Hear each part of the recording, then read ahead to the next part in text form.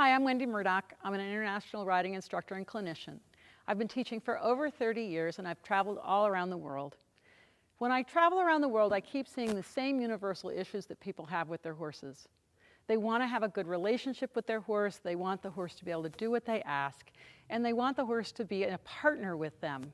And yet, I keep seeing these universal principles that get in the way of that partnership.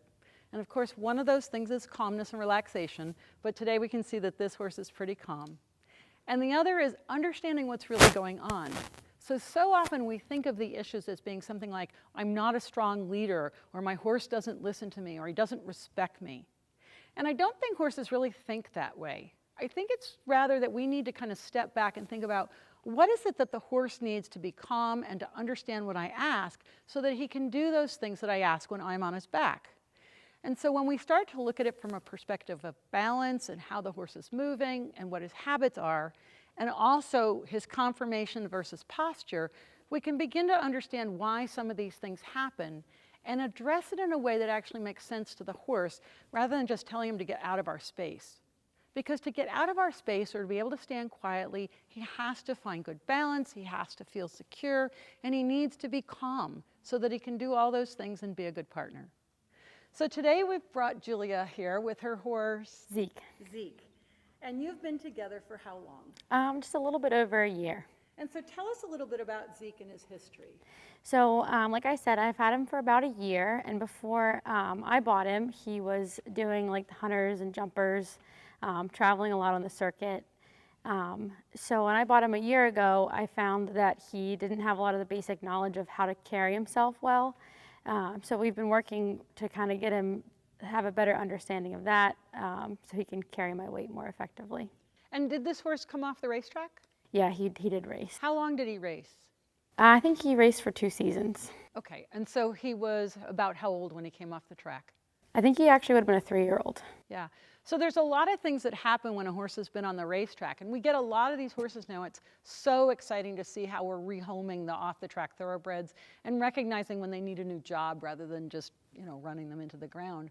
But we have to realize that they come to us with a bunch of habits that really, if we address them from the horse's perspective, it's going to make that partnership so much better.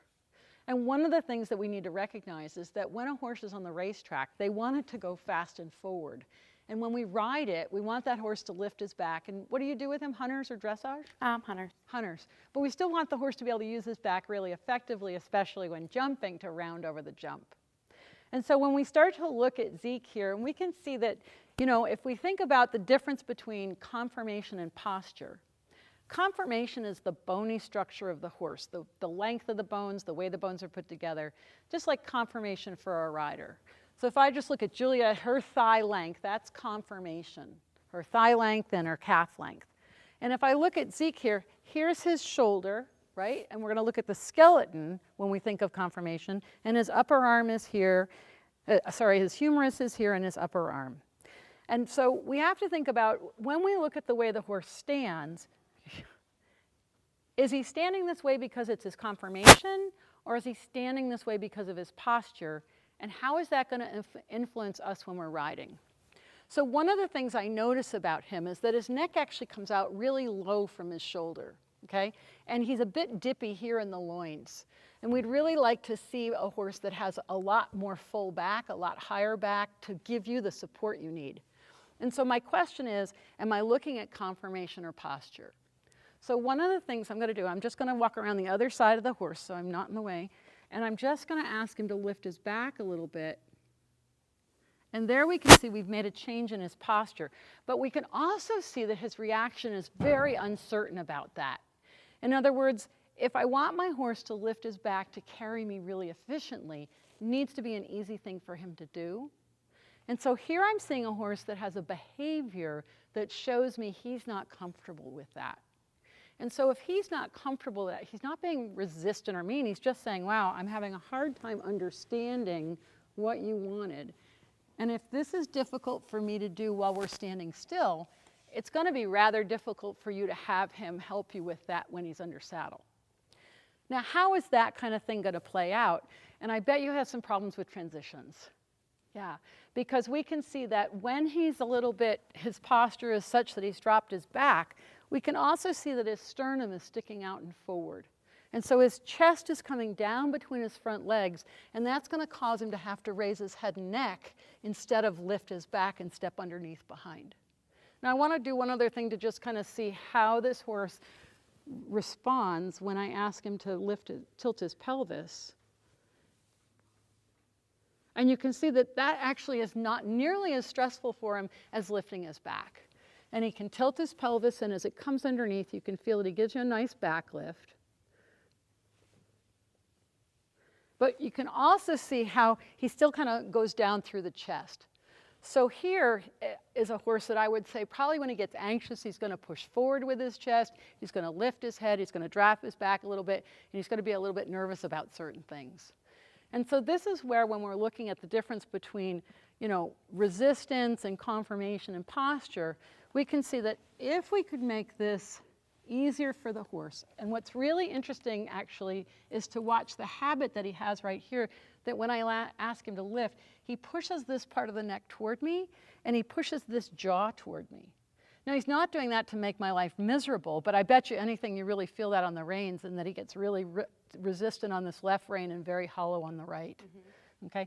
And I think you also told me one other thing about him, that he falls a lot onto the right shoulder and has a hard time bending right.